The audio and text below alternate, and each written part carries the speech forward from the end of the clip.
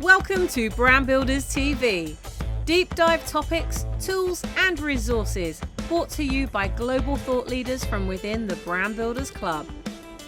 This show gives you access to the strategies that you can use to move forward with ease and flow in every area of your life and business. In today's show, Tracy-Anne is going to give you 15 steps that will help to get you on the right track. Learn it, model it, and get shit done. Let's go. Hello and welcome to Brand Builders TV today. I am Tracy-Anne Barker and this is my show to help you step up and be a management maximiser. I am the manager's mentor and I've worked in senior leadership roles for over 30 years and been a manager numerous times, just like many of you. How we step up when we get that first management position, or perhaps when we take on a new team, or just want to improve our management skills is really vital to our roles. And this is what I'm going to take you through today. For about 20 minutes, we're going to look at some key things that you can do to help your management role, but also help you be that management maximiser. We're going to have a look at 15 steps that sit within 3 categories, which I'm going to introduce you to in a short while. These are going to help you get on the right track to being that management maximiser. Sometimes we can have a bit of fear as a manager. Sometimes we can have some anxiety. I know that I've certainly felt those moments of sickness in the past, so perhaps you have. And it can be quite lonely as a manager. Sometimes we doubt ourselves, and if we've been promoted and we possibly ourselves don't feel that confident, or you might feel a bit of imposter syndrome and feel quite alone, not sure who to talk to. I really don't want managers to feel alone. I've had that feeling myself before, and I certainly don't want other people to experience that. So what I'm doing is building a community of managers who are here to support you, help you become confident, and help you become successful.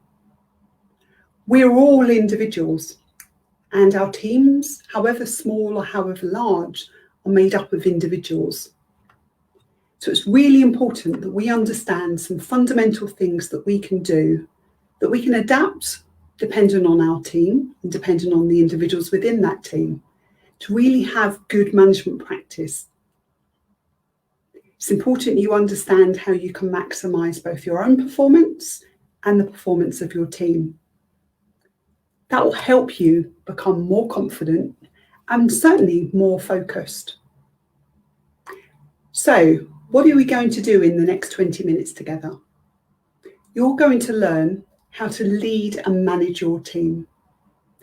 You're going to learn about some do's and also how to avoid the do nots. So, how can you do that? As a manager, it's important that you learn it, practice it, and deliver it. Those 3 areas will certainly help you become much more confident as a management maximiser. So, if we have a little look at the categories, I'm just going to put them on the screen right now. So they are category 1, your behaviour. So that's how you can behave and conduct yourself. Category 2 is about your team and how you can have a positive impact on your team.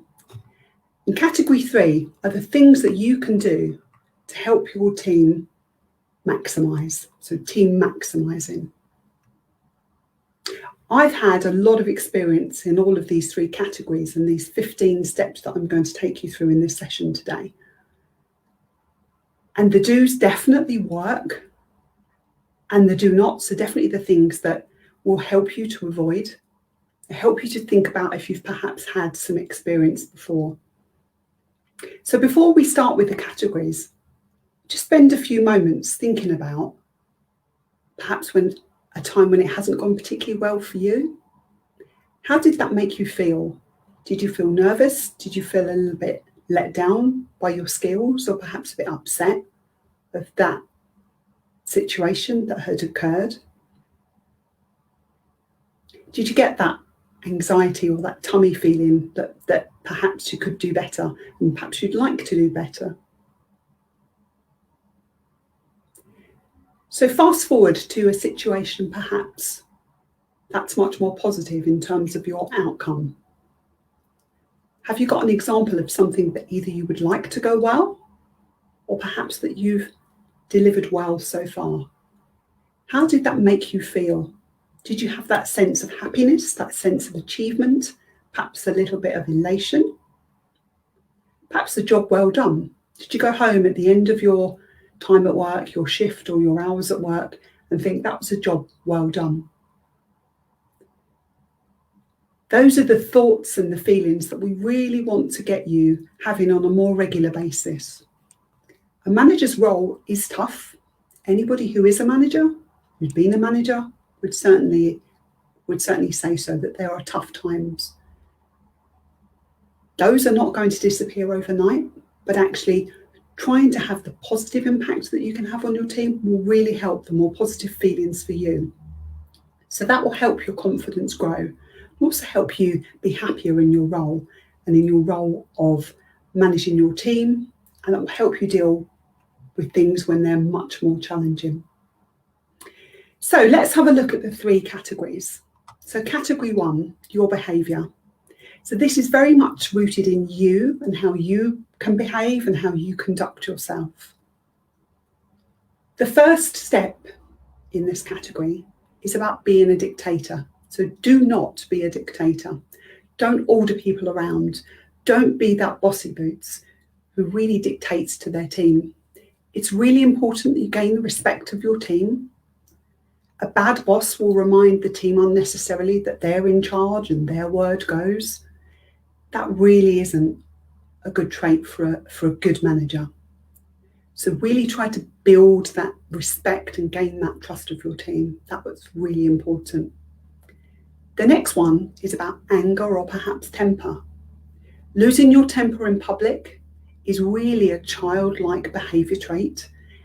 It's okay to be angry when things perhaps have not gone wrong, or people have not followed instructions, or you've got some repeat, poor performance. It's okay, but how you control that anger and display that anger is really important, and that sets a strong leader out from a not such strong leader. So really don't lose your temper in public. The next one is all about rolling up your sleeves and getting your hands dirty. It's really important that the team don't see that you shy away from hard work. Demonstrate that you're supportive when the going gets tough. Demonstrate that when things are a bit more tricky, you're going to roll up those sleeves and get involved. The next one is about lies. Even little white lies can really get you in trouble as a manager. At times, your management role will mean that you've got information that you can't share with the team. It's not the right time, or it's confidential information that you can't share. That is part of your role. It's really important that you don't tell lies just to try and make yourself feel better or make somebody feel better at that particular point. You've got to be honest. You've got to treat that information properly and make sure that it doesn't get out of control, because those lies, even little white ones, will trip you up. Build on your team's strengths. See your team of individuals as a team of individuals, but also a collective. But remember that not everybody is perfect. I'm not talking about fitting a square peg in a round hole if you've got somebody in your team that's perhaps not suitable. But if you've got a suitable member of staff, build on those strengths. Remember that it's your job to help them grow and perform well and help keep them motivated for your organisation to thrive. The next one is about your team. So category 2. So the steps that sit within here are about what you can do to have a real positive impact on your team. The big one is don't play favourites. Having a team is a bit like having children. You will always get the one that you resonate most with. You'll always get the ones that you don't resonate with, or perhaps aren't your cup of tea outside of work. As a manager, you can't play favourites. Fundamentally, everybody has to be treated the same. And that's what a great manager will do, is treat all of their team the same. If you've got poor performance, they need to be treated the same. If you've got high performance, they need to be treated the same. It doesn't matter whether you would like them outside work or not. They have to be treated the same. The next step in category 2 is about don't treat people like idiots or humiliate them. Everyone's got different strengths and areas of development. And if they've done something wrong, you absolutely have to call them out. You absolutely have to deal with it, but not in public. Don't make people feel stupid. You really will damage team relationships, inter-team relationships, and your relationship with the team. The next one is about employees' personal time. As a business, as a manager, we pay our team to do a set task or a set number of hours. Unless absolutely necessary, don't invade their personal time, the personal space. There will always be the extenuating circumstance or the emergency that you might need to call somebody from your team outside of your work hours. But really don't make that a regular thing. Their home time, their personal time is their personal time, and it really isn't good practice for you to invade that time on a regular basis. The next one is about making time for each member of the team. Even your high-performing members of the team need your time. Don't just focus on those poor performers. It's really easy to put all your energy and all your focus on them, but your high performers can soon fall to become your low performers if you don't balance that time wisely. So those regular one-to-ones that you have with all of your team are important with all of them. They might happen to be a little bit longer with the ones that you've got performance or management performance issues with. But actually, everybody needs to have that regular communication with you, and that's really, really important. So category 3, team maximising. This is what you can do to help the team maximise what they need to do. The first one is about not making promises that you can't keep. So don't say you're going to do something or that something's going to particularly happen if you can't keep that, if that's not within your control. If you go down that road of making promises that get broken, you will lose engagement and motivation of the team.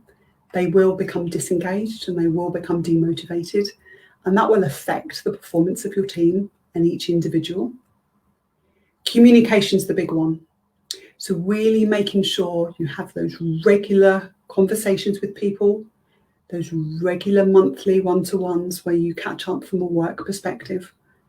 Those 6-month annual reviews, 6 month and then those annual reviews, making sure that you are working with them in terms of their targets. The next one is about setting really achievable goals and targets. Anybody can set goals and targets as a business, but making sure they're achievable will help the team stay motivated. Not easy. They have to be stretching, they have to be challenging, but they have to be meaningful and achievable. So it's really important as the manager that you lead on that. The next one is about work, delegation of work. Now, you might have quite a busy job. Most managers have a technical job, they have a day-to-day job on top of their management job. And your job, I'm sure, is quite busy all of the time. Being able to delegate some of your work wisely into the correct people is really important, not only for your own sanity, not only for your own management of what you're doing, but more so for the development of your team.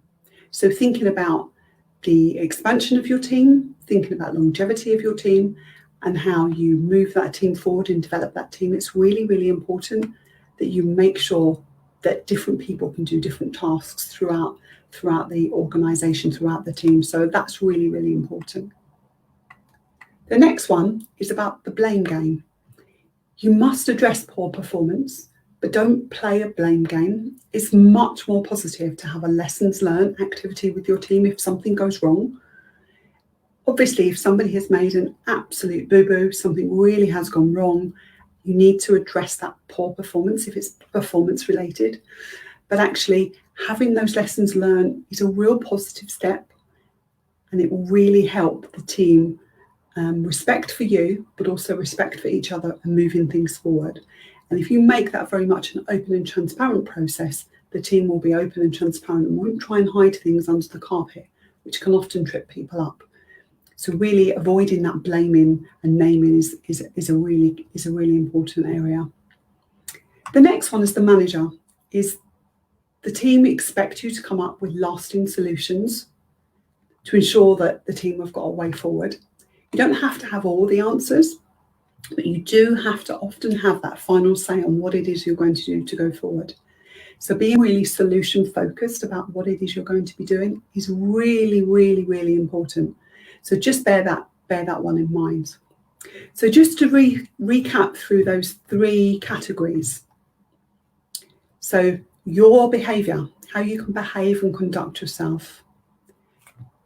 Avoiding being a dictator, not having a temper tantrum, getting your hands dirty, rolling up your sleeves, making sure that you don't tell lies, even little white lies, building on your team's strengths. And category 2, making sure that you can have that positive impact on the team. So avoiding having favourites, not treating people like idiots or humiliating them, having those private conversations. The next one was invading people's personal time and personal space. It's really important. And the last one on that category is making time for each member of the team, and that's really, really important. The final category. So this is the one that you can really help impact the maximising of the team. Promises, don't make them if you can't keep them and you can't follow them through. Communication is the biggest one in this area, as I've mentioned earlier. Really important that you work on your communication skills. Achievable goals and targets was next. Delegation, and that's a big one for you to work on as a manager if you've got quite a big team and you've got quite a big workload. Avoid the blame game. Use much more of a positive lessons learned type process within your team.